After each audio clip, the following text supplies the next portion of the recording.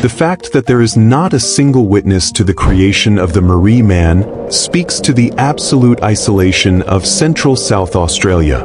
In 1998, a pilot flew over the desert and spotted something strange.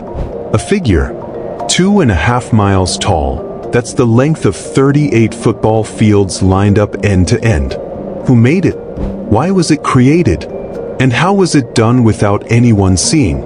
The Marree Man is the largest geoglyph in the world, visible from space, but its full scale cannot be appreciated from the ground. No machines, no tracks, no witnesses. To this day, no one knows its origin. What happened here? This is the Book of the Marree Man.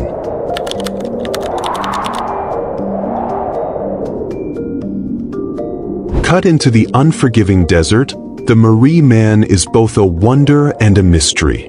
It is a figure of an Aboriginal hunter, spear in hand, etched into the earth itself. But its massive scale, stretching over 2.6 miles, only reveals itself fully when seen from the air. With lines over 115 feet wide and 1 foot deep, it dwarfs anything nearby. It's a colossal work of art, perhaps the largest on the planet. But why here? Why this spot? And most importantly, who took the time, effort, and secrecy to create it in the middle of nowhere? There are no signs of excavation, no nearby roads, no tools or traces left behind. June 26, 1998. A charter pilot named Trek Smith is mid-flight, scanning the vast emptiness of central South Australia. It was an unassuming journey. One pilot in an ordinary plane, making an ordinary flight over this desolate land. Below him, there is nothing but red earth, ridges, and silence. Yet, when he looked down, what he saw was nothing short of extraordinary. The Marree Man etched into the desert floor. An enormous figure. The question was simple. How had this massive geoglyph gone unnoticed for so long? Why had it remained hidden, not just from public knowledge, but from the world entirely? Almost 3 decades later, and we still don't have an answer.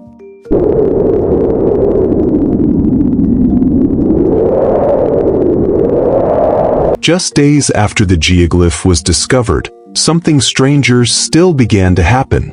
Anonymous faxes were sent to media offices and local authorities across South Australia. They described the figure and offered cryptic clues, written in a tone that felt foreign. They referenced the figure, now dubbed Marree Man, and used phrasing that felt off. American spellings, references to U.S. military units. Even the term buffalo, used in an awkward attempt to describe kangaroo hunting in Australia. You see, the figure itself is widely interpreted as an Aboriginal man throwing a boomerang or hunting spear, most likely meant to be hunting kangaroos or other local animals. To locals, the language felt off. Australians don't call kangaroo hunters buffalo hunters. The terminology hinted at something deeper, a deliberate insertion of foreign culture. Whoever wrote those faxes was either American or pretending to be. The mystery deepened when, not long after the faxes appeared, something unusual was found near the site itself. Buried in the ground was a sealed glass jar, as if planted deliberately. Inside, a miniature American flag, a small, metallic plaque etched with cryptic symbols, and, most surprising of all, a high-resolution satellite photograph of the Marree Man taken from far above. In 1998, satellite imagery of that quality wasn't easy to come by. It was the kind of data available only to governments or private defense contractors. The faxes, the language, the flag, the photo, they weren't random.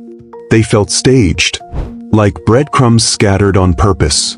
But by who? One thing was certain. Whoever created the Marree Man didn't just want to be noticed. They wanted to leave a trail, just vague enough to keep the world guessing. For years the Marree Man slowly faded, eroded by time, wind, and weather. By the early 2000s, much of its outline had nearly vanished into the ochre dust. The largest geoglyph on Earth was being swallowed back into the land. But then, in 2016, nearly 2 decades after its discovery, the figure returned. A group of volunteers, using GPS coordinates and satellite data, set out to redraw the lines, restoring the Marree Man stroke by stroke. Bamboo stakes were hammered into the dirt to guide the outline, and earth-moving equipment carved the figure once more into the South Australian desert. There was no official funding, no government involvement, just a loose group of locals, cartographers, and mystery seekers determined to preserve something no one could fully explain. They had no idea who had drawn the original, but they wanted to ensure the world wouldn't forget it. And yet, by bringing the Marree Man back into view, they raised a question that has remained unanswered. Who made the original Marree Man? For nearly 2 decades, the origin of the Marree Man remained untouched, both literally and figuratively. Theories swirled. Names were tossed around, but no proof ever surfaced.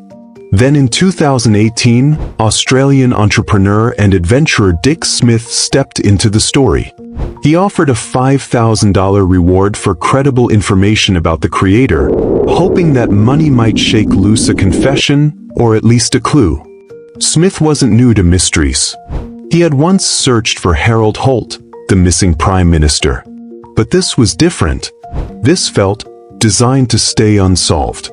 Smith also funded an investigation, reaching out to journalists, aviation records, and satellite imagery analysts. He combed through public tips, old radio chatter, and obscure art forums. But even with money and media involved, nothing definitive emerged. One name came up more than once: Bardius Goldberg, a controversial artist known for grand, land-based concepts. He had even once claimed he could create a work visible from space. But Goldberg died in 2002 and left behind no concrete evidence. Just speculation and rumors. The more Smith searched, the more deliberate the silence around the Marree Man seemed. As if those responsible had vanished or never existed at all. And yet, the trail of clues felt too specific, too precise, to be random. Someone had gone to great lengths not only to create the figure, but to embed a mystery into its very existence. Whoever made the Marree Man didn't just draw a figure into the earth. They designed a puzzle. Today, the Marree Man is more than just a geoglyph. It's a legend, visible on satellite maps, marked on tourist guides, and whispered about in roadside cafes and Outback bars. Pilots still fly over it. Curious travelers detour off the Udnadata track just to catch a glimpse. From above, the figure stands out, defiant against the ochre earth, lines stark and deliberate. But even now, standing beside it, you don't see the full form. It's simply too large. The scale refuses to be grasped from the ground. There are no plaques explaining its origin, nor an official acknowledgement of who made it or why. And yet, it endures. In the decades since its discovery, no one has come forward with evidence. It exists in a kind of limbo, between cultural tribute and elaborate hoax. Was it a prank? A coded message? Or something else entirely? We're left with fragments. Faxes. Footprints. A buried flag. A photo from space. But not a single name. Perhaps that's what makes the Marree Man unforgettable. Not just its size, but its silence.